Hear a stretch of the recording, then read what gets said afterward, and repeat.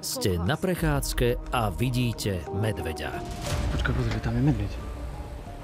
Ten je veľký. Čo teraz? Neukladal si to číslo náhodou? Na operačné stredisko, myslíš? Hej, tak Dobre. zavolaj, ja zatiaľ natočím. Volajte telefónne číslo 18 081. Dovolali ste sa na operačné stredisko krízového riadenia pri zásahu voči veľkým šelmám. Váš hovor bude nahrávaný. Pri tých stromoch. Hej, zatiaľ nás nevidí. Operátor, prosím. Dobrý deň, tu Karinka Pustová. Prosím vás, vidíme momentálne medveďa na ceste. Poviete mi lokalitu, kde ste?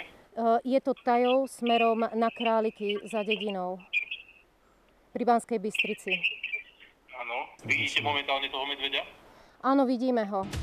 Na koľko metrov cca to bude? Približne 50 metrov.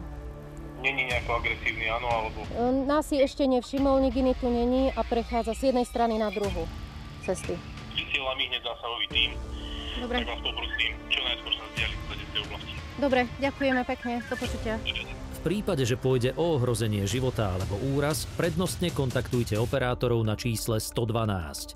V ostatných prípadoch v súvislosti so stretom alebo škodami spôsobenými medveďom volajte číslo 18 081.